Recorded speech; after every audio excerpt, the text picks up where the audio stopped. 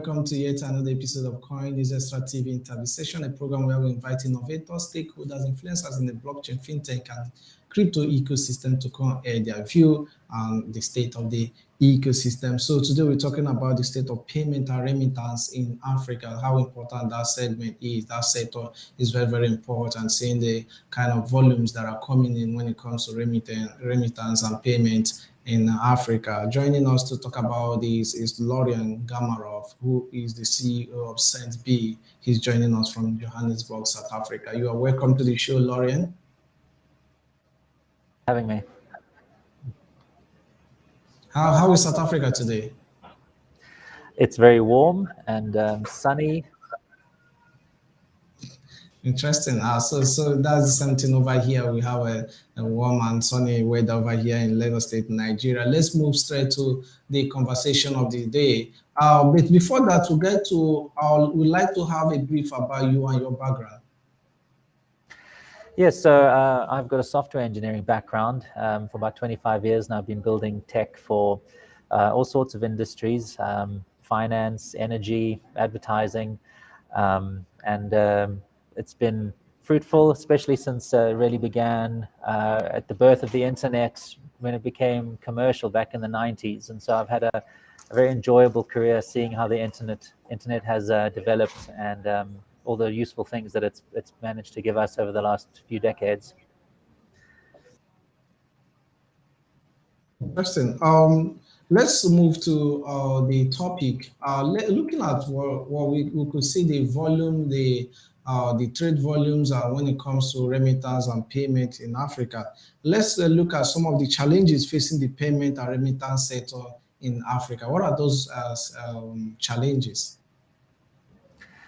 Well, the biggest challenge really is the high cost of sending money home, and also in some cases the time it takes to get that money into a bank account or into a mobile money account, or even cash collections. And so what we've been traditionally stuck with are big money remittance organizations like Western Union and MoneyGram, and even the banks, who charge up to 15% for people to send money back home. And so this is obviously something that not just entrepreneurs are looking at, but even governments themselves. And a lot of governments have one of their goals that they want to achieve is to try and reduce the cost of those remittances.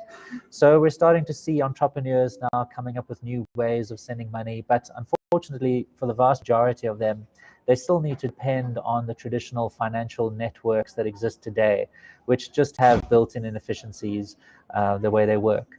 And so if we have the ability, and entrepreneurs around the world have the ability to find new ways of legally moving money formally across borders, where that money can be visible at least to law enforcement, then the governments can at least have confidence that money isn't being moved illegally, but also customers can benefit. Users can benefit from the lower transaction costs. And that's really what CentBee is trying to do, is trying to leverage these new technologies that are constantly being developed, but specifically with us, it's all about blockchain. And we're trying to see how can we make cross-border money remittance much cheaper, especially in the African corridors, because of course that's where CentBee has its roots.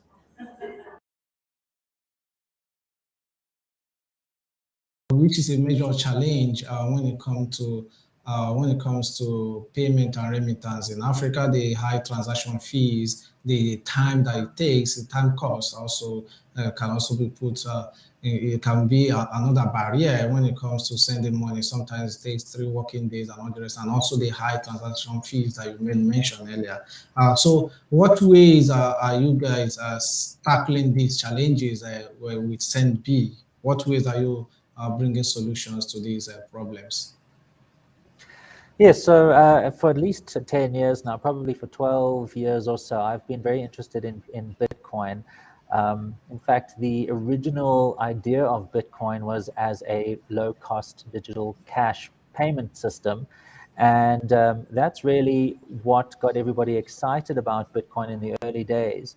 Unfortunately, of course, all these ideas crept in, where a lot of people started thinking about crypto really as a new way of investing money, a new way of getting rich.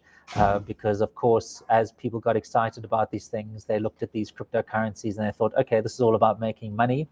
And then, of course, the scams crept in as well. But really, the original idea of Bitcoin was to be a legal, regulatory compliant payment network that helped people move money, make payments digitally around the world at very, very low cost. And so this is something that has been interesting me for many years now. And about 10 years ago, I got involved with trying to find ways for people to be able to do this. And I co-founded a few companies. One of them was the Blockchain Academy, to teach corporates and government about blockchain and how it can be used safely. And then other companies, Ban Ki-moon, which was an advisory company to governments and other major organizations around the world, including the IMF and the World Bank, seeing how they can now leverage Bitcoin as well and allow users to use it. But we all know what happened. We see how the narrative on social media became about hiding money from governments and paying anybody who you like, even if maybe they're a terrorist or money launderer. And those are all the false notions that crept in early into the space. And now, unfortunately, we have to deal with this crypto craze, which seems to be coming to an end. In fact, I believe will ultimately come to an end. Not just because it's unsustainable, where you run out of people to fool into believing that it will go up in value, but also because regulators are starting to clamp down and as well. But the beauty of Bitcoin as it was originally invented, obviously now there are multiple versions of Bitcoin, but the original way Bitcoin was invented was to be a regulatory compliant payment network. And so I started CentBee about 5 years ago to create a wallet that people could use their Bitcoin. They could deposit Bitcoin into their wallet. They could then go and spend it. And in fact, in Nigeria today, that's one of the countries that are growing most strongly for us. You can use your CentBee wallet to buy all sorts of things. You don't only have to use it as a remittance tool. Of course, if you're in the UK or in America and you want to send money to your family in Nigeria, CentBee now provides that feature. You can now go and deposit your Bitcoin into bank accounts and cash collections and mobile money in Nigeria and other African countries. But you don't have to deposit it. You can also use CentBee wallet to spend on things like mobile recharge or other goods and services at your favorite retailers. So I do encourage people to give it a try. But that's really what I've been trying to do is reach back to the original idea of Bitcoin as a low-cost digital cash payment network that was legal and regulatory compliant, and make it easier for people to use around the world. And it's starting to become a reality now, where we see users growing very strongly and seeing how nice it is to have a digital cash that works like cash. It's very low cost. And of course, once you've received it, it's yours. It's not like a promise to pay. Cash is always final when it's sent to somebody, and that's really what Bitcoin created for us, a very unique solution to a problem that we've had since the internet. Interesting, and that's a very good solution in bringing to that particular problem that many people are facing when it comes to payment and remittance in Africa. Let's look at recently CentBee raised $1 million. Congratulations to you and the team. So how do you plan to deploy in the fund, and what are the things you want to be able to achieve with this fundraising? Yes, so CentBee has been in development for 5 years now, and it has become quite a stable and robust product. And so at this stage, we're not really focused on development. Of course, CentBee will always continue to be developed. We want to make it easier. We want to make sure that it works quickly and nicely for everybody. We want to make sure there's no more bugs. And of course, we want to do new integrations with partners around the world to allow people to top up their wallet and to spend. But really, this funding is going to be focused specifically on growth and marketing. One of the most important things is when you have a product is to try and get the message out there. And that's quite difficult, especially in a very noisy world. And as you know, crypto is very noisy. So we've got quite a tough job to try and educate people about what CentBee is, to try and make them realize that this is not about crypto, it's not about investing, it's really about converting that leather wallet that's in your pocket with your physical notes into your wallet now that sits on your mobile phone and that you can use easily. So we've got a big job to try and put that message around the world. So what we'll probably be doing with this round is finding countries that seem to have strong growth, and of course, I mentioned Nigeria is certainly one of those. And we'll be trying to do some more marketing initiatives in Nigeria. I did actually spend quite a bit of time in Nigeria over the last few months. I spent some time in Abuja, and I'm due to be in Lagos in May. What I'll be doing there, of course, is speaking at conferences and trying to just spread the message that Bitcoin is not about investing, it's not about crypto, it's not about hiding money away from government. It's about, as I said before, a low-cost, regulatory compliant digital cash network. And so that's really where a lot of our efforts are going to go now, is into that marketing and that message. Interesting. In case you're just joining us, we are still discussing the state of payment and remittance in Africa with Lorien Gamaroff, who is the CEO at CentBee. So we'll go for a short break. When we return, we'll continue, we'll round up the conversation. Do not go anywhere. We'll be right back.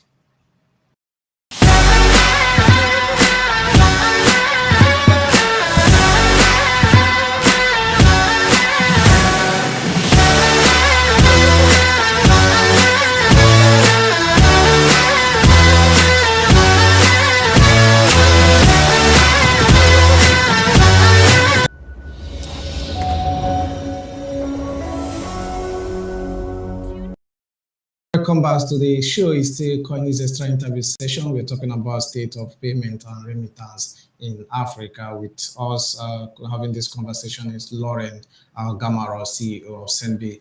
Just lastly, before we draw the curtain onto those conversation, Lorien would like to get your closing remark on how you see the future of payment and remittance in Africa. Yes, so as you've heard, I've got a very negative view on crypto as a whole. So with all these cryptos out there, people trading and buying and selling, I think that that's going to fall away. I don't believe that the world the future of this is going to be a world where we have multiple blockchains and multiple cryptocurrencies. When I see, as I mentioned earlier, that my career began in the early 90s when I saw the internet being developed. And even in those days, there was a lot of confusion around what the internet was and how it could be used, and even other competing networks trying to become the big internet that we have. But what we found is that it's just so much more efficient and easier to have an open protocol, an open network, where we can now go and build our applications and build our businesses. And that's really what the internet became. And I see exactly the same pattern unfolding today. When I first heard about blockchain, I recognized it as another network technology, and I could see the same things that happened 30 years ago with the development of the internet happening today. Young people and uninformed people getting excited. In the 90s, it was about buying internet stocks. Now it's about buying cryptos. And what happened after that internet boom is that there was a big bust in 2000. It was called the dot-com bust. And a lot of companies failed. A lot of people lost their money. But what happened was we saw those companies like Amazon that were providing real utility, real use cases, real usefulness to people. Those are the companies that developed and grew to become the amazing companies we see today. And so I believe that blockchain is exactly the same. It looks exactly the same. It's also a network. Instead of just basic information, this is payment information that moves around, but it works the same. There will be businesses that now need to build on top of it to provide value to us. So we don't just have this raw blockchain. Just like the internet, we needed companies like Uber and Facebook and Google and Amazon to make the internet useful to us. We need companies to build on blockchain, on the Bitcoin blockchain, because I do believe that the Bitcoin blockchain, the original version, and that's not BTC, by the way, I'll leave it to you to do your homework to find what the original Bitcoin protocol is.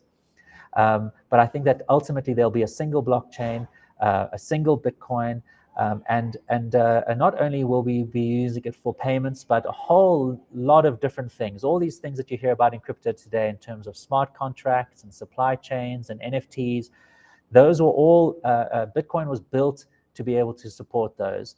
And unfortunately, BTC, they kept the blocks small and they altered the protocol. And now, of course, BTC can't do that. But the original Bitcoin protocol, which when you do your homework, you'll find out, can already do those things. And I think that that's how it's going to be. We'll have a single blockchain and businesses building applications to make that blockchain useful to us. And it's a very exciting future indeed. Thank you very much for our audience to get all the latest details about blockchain, fintech, and crypto in Africa and the rest of the world. Do well to follow CoinNewsExtra TV across all our social medias on LinkedIn, YouTube, Twitter, and Instagram at CoinNewsExtra TV. So thank you very much, Lorien Gamaroff, for joining us today on the conversation. Thank you. It was my pleasure.